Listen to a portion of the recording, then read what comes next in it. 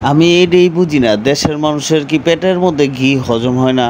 বা দেশের মানুষের কি ভালো কোনো কিছু সহ্য হয় না? এরকম একটা ভালো উদ্যোগ নিছে, আর এই বেটারে আপনারা ২৪০ কোটি টাকা আত্মসৎকারী বানায় দিলেন। এটা কোনোভাবে কিন্তু মানা যায় না। কারণ সেই ব্যক্তি যে চিন্তা করছে যে এই ব্যাংকের মধ্যে বিগত ১৭ বছর ধরে এই টাকাগুলা পইড়া রইছিল। কিন্তু এই টাকার ওইভাবে সুদ পাইতাছে না।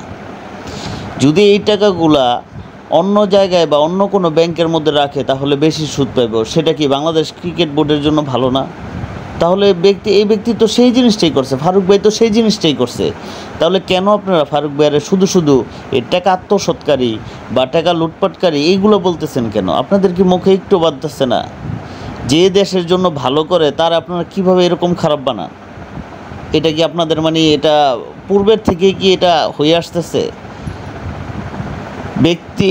এই ফারুক ভাই চিন্তা করছে যে এই টাকাটা যদি আমি অন্য ব্যাংকের মধ্যে রাখি তাহলে ব্যাংকের সুদ বেশি পাইব। কারণ এখন দেশটাই সুদের উপরে চলতেছে, সুদ বেশি পাইব, তখন ওই সুদের টাকা দিয়ে অনেক কার্যক্রম করতে পারবো। তাহলে কেন? হয়তোবা আপনাদেরকে বলে না, আপনারা কারা যে আপনাদের বলে নিতে হইব?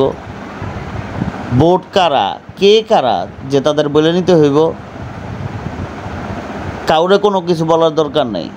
সে ব্যক্তি মনে করছে যে এটা তার জন্য, তার দেশের জন্য ভালো, তার জন্য করছে। আপনাদেরকে এত বলতে হইব কেন? ২৪০ কোটি টাকা কেন? ৪৮০ কোটি টাকা সরাক, দেশের ভালোর জন্যই তো সরাইছে। অন্য ব্যাংকের মধ্যে রাখছে, টাকা নিয়ে তো আর পকেটের মধ্যে রেখে দেয়নি। যে টাকা নিয়ে পকেটের মধ্যে রেখে দিছে সেই ওই টাকা দিয়ে আরামায়াসি করতেছে, ক্লাবের মধ্যে গিয়ে ডান্স করতেছে, মেয়েগুলোকে এরকম তো কোনো কিছু করতেছে না। তা আপনাকে শরীরের মধ্যে এত লাগে কেন?